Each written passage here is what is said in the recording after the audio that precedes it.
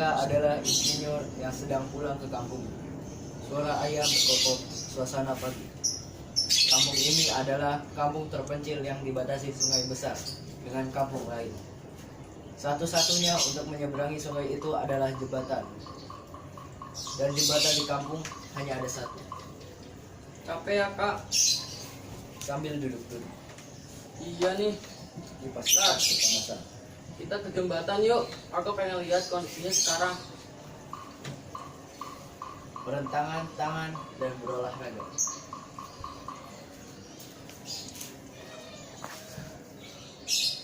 Ayo dik, kakak juga penasaran.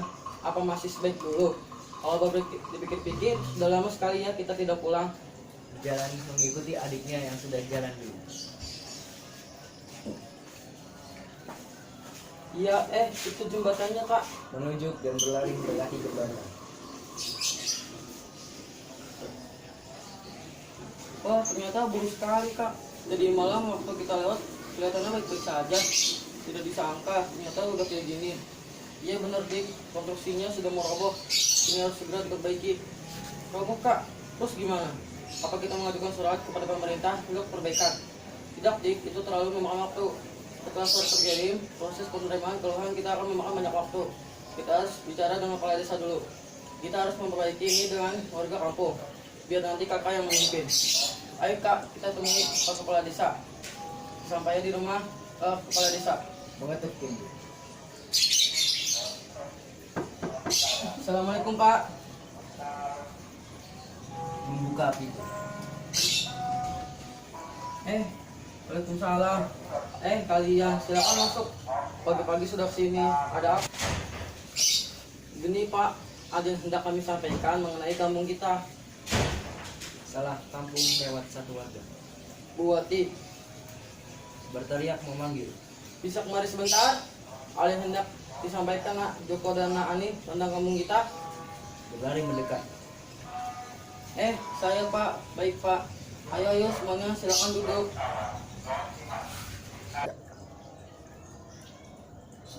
Satu persatu masuk ke rumah Pak Kades. Lalu duduk Ani di sebelah Joko. Lalu Bowati dan di seberang Ani dan Pak Joko, Pak Kepala Desa. Kapan kalian pulang? Tadi malam Pak. Bagaimana sekolah kalian? Berjalan dengan baik kan? Alhamdulillah Pak. Tangannya menggaruk belakang kepala yang tidak datang.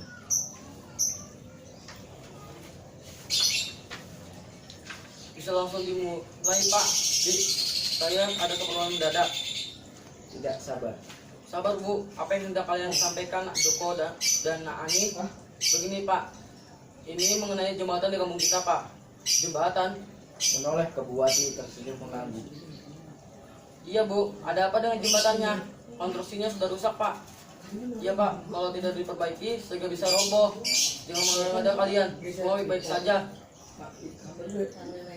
Berteriak marah. Tunggu sebentar, kita dengar dulu penjelasan dari Nak Joko dan Nak Ani. Dia mengalah. Kami tidak bohong Pak, Bu, baru saja kami melihat kondisinya dan itu sudah benar-benar parah. Harus segera diperbaiki Pak. Menggebu-gebu. Apakah ada saran Nak? Kita harus bertindak sendiri Pak. Kita tidak bisa hanya mengandalkan bantuan pemerintah yang tidak tahu kapan. Nanti jembatannya sudah roboh sebelum sempat diperbaiki. Untuk tenaga kita ada, tapi untuk dana kita mungkin kekurangan Nak. Bagaimana dengan kas desa Pak, atau bisa iuran warga? Enak saja, kalian pasti hanya mengada-ngada. Kalian pasti memanfaatkan kondisi ini untuk korupsi. Kalian kan dari luar sana tempatnya koruptor. Lagi pula kami tidak mau menyia-nyiakan tenaga kami hanya untuk hal yang tak pasti. Kami tidak akan korupsi Bu. Menoleh ke Bowati. Ini menyimpang dari pembicaraan. Ini bukan tentang korupsi Pak. Beralih ke Kepala Desa lalu Bowati lagi. Dan kebetulan kami tahu tentang konstruksi bangunan. Ya Pak, kami pulang setelah jauh-jauh sekolah di luar negeri. Tidak mungkin hanya untuk korupsi. Kami ingin membangun desa ini Pak. Meski kami dari keluarga kurang mampu dan sekolah dengan beasiswa, kami tidak akan melakukan hal-hal yang justru akan membuat negara ini malu. Iya, saya tahu kalian berpendidikan dan masalah konstruksi bangunan jembatan itu saya sadar kalian lebih tahu. Saya percaya kalian tidak bohong. Bagaimana Bu Wati dengan iuran kampung sebagian untuk memperbaikannya? Nanti biar Nak Joko dan Nak Ani yang atur. Tidak bisa Pak, kebetulan kami juga belum semua terpenuhi. Kami juga harus bekerja. Tapi Bu, ini untuk kampung. Ini Ibu juga bekerja lewat jembatan itu kan? Saya tidak peduli.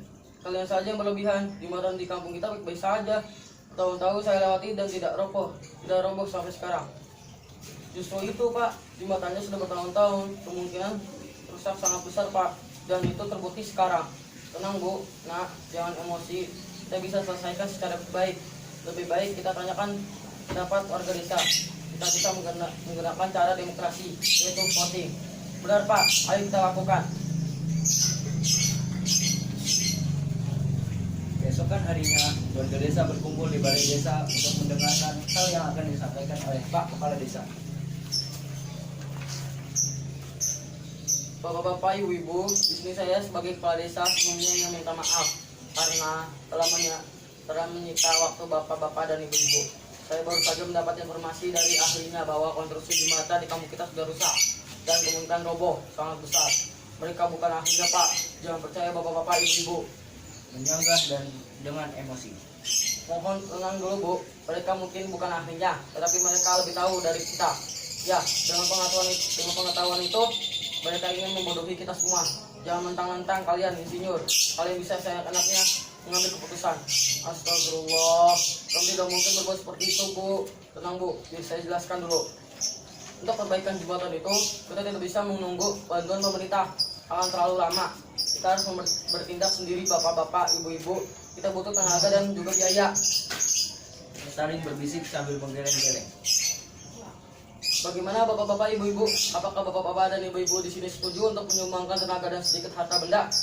Kita tunggu bantuan pemerintah saja Pak. Mungkin jembatannya bisa menunggu untuk merobohkannya dirinya. Setidaknya sampai bantuan datang. Bahwa berbahak-bahak diikuti yang lain. Ini darurat Pak, Bu. Mereka berbohong. Mereka pasti hanya memanfaatkan kesempatan dalam kesulitan. Mereka pasti mau korupsi. Ya benar Pak, kami setuju. Baiklah, kita adakan voting saja. Siapa yang tidak setuju dengan perbaikan jembatan ini, silakan angkat tangan. Hampir semua warga mengangkat tangan, menunduk kecewa. Maaf nak, keputusan ada di tangan warga nak. Bapak tidak bisa berbuat apa-apa. Negara kita negara demokrasi, sangat mengagungkan suara rakyat. Tidak apa-apa Pak, mungkin kami juga salah. Malah langsung pergi tanpa mengucapkan salam. Maafkan kakak, saya Pak.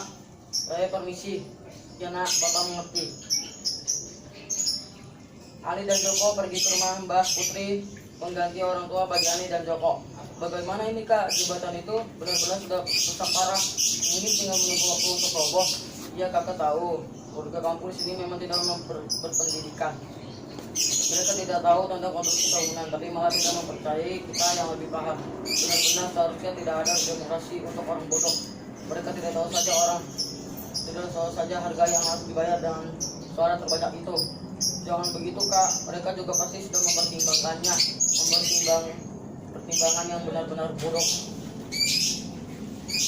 Gedang menghampiri sambil membawa minum. Ada apa, Pak Nah? Kok ngomongnya sampai berteriak-teriak? Mengambil alih nampan minum yang dibawa Mbak Putri. Warga desa ini benar-benar bodoh Mbak. Terus jangan sembarangan kalau bicara. Iya Kak, tenang. Mereka seharusnya mempercayai kita. Memang kata buku itu benar. Tidak ada demokrasi untuk orang bodoh. Loh, entah ini gimana? Kok malah aku yang bodoh? Kamu tidak bisa berbuat mereka percaya. Itu artinya kamu juga bodoh. Kamu tidak bisa memimpin demokrasi di desa ini. Kamu hanya sombong memamerkan pengetahuanmu. Pemimpin yang baik tidak seperti itu Nang. Terserah Mbah lah. Aku capek memperingatkan mereka bodoh. Mereka tidak bodoh Nang. Mereka hanya tidak tahu, belum tahu. Mereka hanya masih egois.